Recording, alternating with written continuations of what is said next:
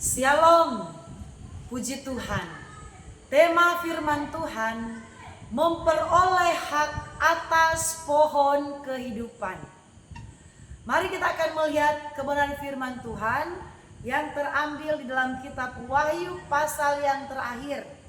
Wahyu 22 ayatnya yang ke-14. Saya akan baca untuk kita sekalian. Berbahagialah mereka yang membasuh jubahnya, mereka akan memperoleh hak atas pohon-pohon kehidupan dan masuk melalui pintu-pintu gerbang ke dalam kota itu. Saudaraku, luar biasa ketika kita orang percaya, Tuhan berkata bahwa kamu berhak mendapatkan pohon-pohon kehidupan. Kamu berhak, orang yang berhak mendapatkan pohon kehidupan, memperoleh hak atas pohon-pohon kehidupan adalah orang yang sangat istimewa di mata Tuhan. Mengapa, saudaraku? Karena tidak semua orang percaya, tidak semua orang Kristen itu diberikan hak oleh Tuhan. Tidak semua orang percaya itu diberikan hak untuk mendapat, untuk memperoleh pohon-pohon kehidupan. Pohon kehidupan adalah, saudaraku, kehidupan yang kekal, kehidupan yang abadi, kehidupan yang senang selama-lamanya. Kehidupan yang dijanjikan oleh Tuhan. Kemuliaan yang luar biasa. Surga yang abadi akan menjadi bagiannya. Tuhan berkata akan diberikan, akan mendapat hak. Saudaraku, mendapat hak, dan itu hak yang Tuhan berikan kepada orang percaya. Tetapi kalau kita simak dan perhatikan baik-baik di ayat 14, mari kita baca kembali. Berbahagialah mereka yang membasuh jubahnya. Mereka akan memperoleh hak atas pohon-pohon kehidupan dan masuk melalui pintu-pintu gerbang ke dalam kota itu. Kota itu kota apa? Kota kudusnya Tuhan. Yerusalem yang baru, kota kudusnya Tuhan.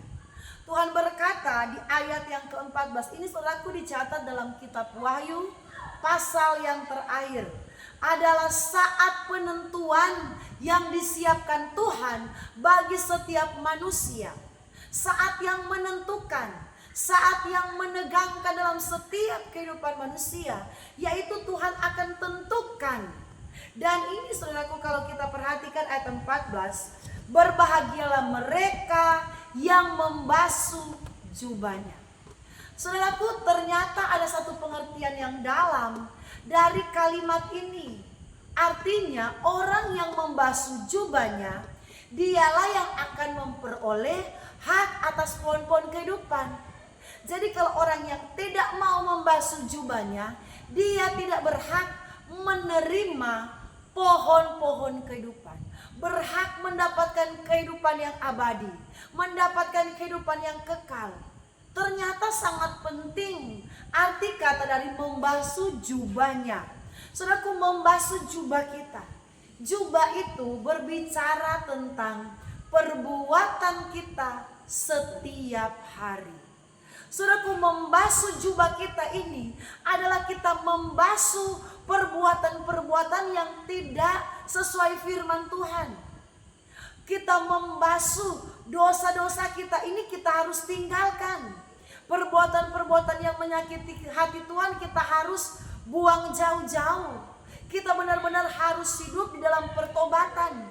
Jubah kita yang lama itu berbicara tentang perbuatan-perbuatan dosa.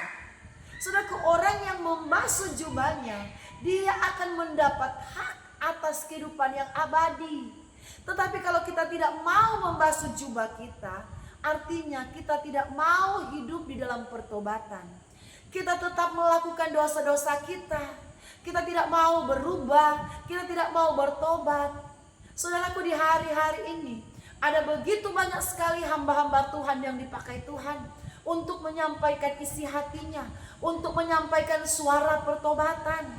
Banyak sekali yang kita lihat, bukan hanya ketika kita beribadah di gereja hari Minggu, tetapi di media sosial kita melihat banyak sekali hamba-hamba Tuhan yang dipakai Tuhan untuk menyampaikan tentang seruan untuk ada pertobatan, untuk meninggalkan dosa-dosa kita, saudaraku, meninggalkan kejahatan-kejahatan kita. Kita harus basuh jubah kita harus basuh perbuatan-perbuatan jahat yang kita lakukan, sehingga kita berhak untuk menerima kehidupan yang kekal. Saudaraku, jangan hidup lagi dengan jubah yang lama. Jubah yang lama ialah perbuatan-perbuatan kita yang menyakiti hati Tuhan. Hari-hari ini adalah kesempatan yang Tuhan berikan untuk kita hidup di dalam pemulihan, kita hidup di dalam perubahan, kita hidup dalam pertobatan. Kalau dulu kita masih kuat merokok, kita masih kuat judi, kita masih kuat miras, di hari-hari ini ketika kita dengarkan firman Tuhan, mari kita bertobat. Kalau dulu saudara mungkin belum dibaptis, mari ambil keputusan untuk dibaptis. Ikut ajaran firman Tuhan. Yesus dibaptis di sungai Yordan. Mengapa Yesus harus dibaptis di sungai? Karena di sungai itu banyak airnya. Baptisan yang diajarkan oleh Tuhan yaitu baptisan yang diselam. Saudaraku, mari kita belajar firman Tuhan, kita lebih mendalam tentang firman, kita lebih tahu apa yang sebenarnya Tuhan inginkan. Kita basuh jubah kita lahir baru, kita hidup sesuai dengan firman. Kalau dulu saudaraku kita masih suka, saudaraku, hidupnya tidak menjaga mulut, kita masih suka omongin orang dengan hal yang tidak baik. Mari kita berubah. Kalau dulu saudaraku kita tidak setia beribadah, di waktu-waktu ini adalah kesempatan kita mulai membasuh kembali, saudaraku. Jubah-jubah kita yang lama kita buang, kita tinggalkan. Kalau dulu kita malas beribadah, kita harus basuh, kita harus kembali, saudaraku, melakukan hal yang berkenan kepada Tuhan. Kita rajin beribadah, kita rajin berdoa, kita rajin melakukan kebaikan. Kalau hari ini saudaraku kita masih hidup di dalam persinahan, mari kita tinggalkan dosa kita. Kita berusaha hidup baru di dalam Tuhan. Kita bertobat dari cara hidup yang lama. Saudaraku, kalau saudara perhatikan di ayat saudaraku yang ke-12, saya baca untuk kita semua. Sesungguhnya aku datang segera, aku membawa upahku untuk membalaskan setiap orang menurut perbuatannya. Saudaraku, kitab Wahyu adalah kitab yang sangat penting. Kitab yang menulis tentang air saman, kitab yang menulis tentang penghakimannya Tuhan. Dan ayat 12 mengatakan, sesungguhnya aku datang segera, yaitu Yesus tidak lama lagi akan datang. Segera itu mengartikan bahwa tidak lama lagi Tuhan akan datang. Jadi Tuhan sementara memperingatkan dengan suara-suara kenabian. Banyak hamba Tuhan bersuara kenabian untuk apa? Untuk menemplak dosa, untuk mengingatkan dosa-dosa orang-orang percaya, supaya mereka harus membasuh jubahnya. Karena hari-hari ini adalah hari kesempatan yang Tuhan berikan untuk kita hidup benar, hidup baru di dalam Tuhan, saudaraku. Ayat di sini berkata, sesungguhnya aku datang segera, berarti sudah lama lagi Tuhan akan datang. Dan aku membawa upahku, Tuhan membawa upah, Tuhan membawa berkatnya, Tuhan membawa janjinya hidup yang kekal, yaitu membalaskan setiap orang menurut perbuatannya. Saudaraku, Tuhan mencatat setiap perbuatan kita. Sebab itu saya katakan, jubah kita yang lama itu adalah perbuatan-perbuatan yang tidak berkenan di hadapan Tuhan. Jadi perbuatan kita yang tidak berkenan di hadapan Tuhan itu harus kita, saudaraku, buang jauh-jauh. Kita hidup baru di dalam Tuhan. Kita bersihkan jubah kita menjadi jubah yang putih bersih. Artinya perbuatan-perbuatan kita menjadi perbuatan-perbuatan yang baik, perbuatan-perbuatan yang benar, yang menyenangkan hati Tuhan.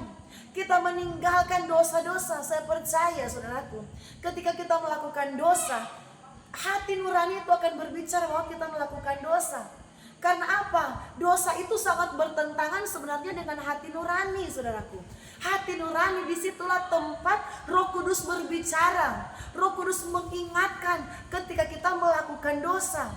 Tetapi banyak kali orang percaya, saudaraku, melawan kehendak Tuhan. Ketika Tuhan sudah memperingatkan, itu dosa.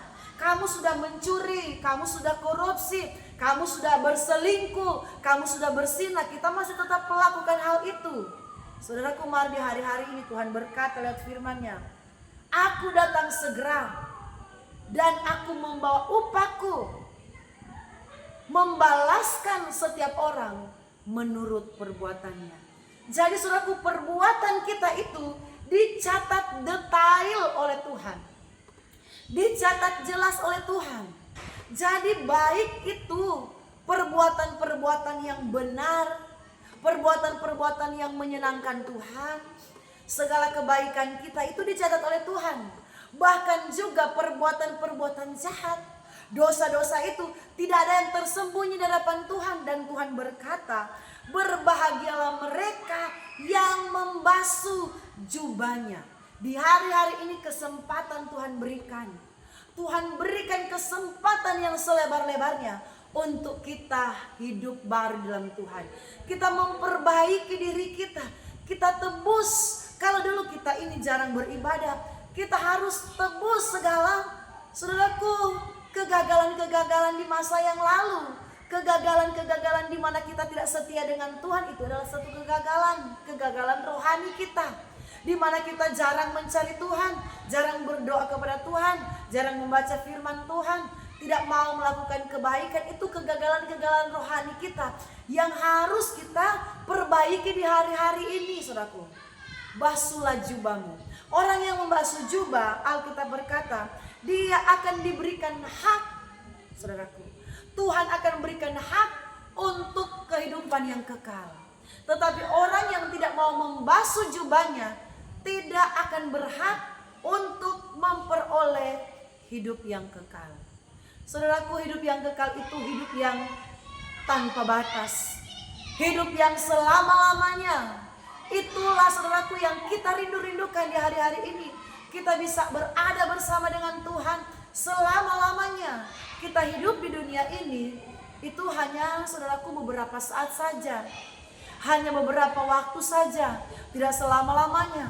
Tetapi ada satu kehidupan yang kekal, yang tidak ada batas waktu. Itulah kehidupan yang abadi.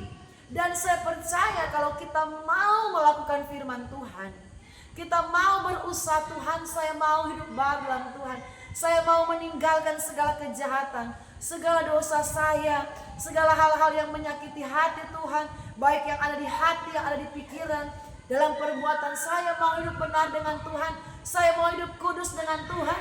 Kita akan berhak mendapatkan kehidupan yang kekal untuk selama-lamanya. Saudaraku, saudara bisa baca di ayat yang ke-11. Saya baca untuk kita semua. Barang siapa yang berbuat jahat, biarlah ia terus berbuat jahat. Barang siapa cemar, biarlah ia terus cemar. Barang siapa berbuat kebenaran, biarlah ia terus berbuat kebenaran. Barang siapa kudus, biarlah ia terus menguduskan dirinya. Artinya, saudaraku, kita terus melakukan apa yang berkenan di hadapan Tuhan. Kalau kita selama ini sudah belajar hidup kudus, teruslah hidup dalam kekudusan. Jangan sampai kita hidup cemar dan, saudaraku, kita tidak ada kesempatan lagi untuk memperbaiki kesalahan kita. Hari ini Tuhan memberikan kita kesempatan untuk memperbaiki hal-hal yang salah yang kita lakukan. Tuhan berikan kita kesempatan untuk memperbaiki, untuk membasuh jubah kita. Mari, saudaraku, firman Tuhan mengingatkan kita. Yesus sangat mengasihi kita.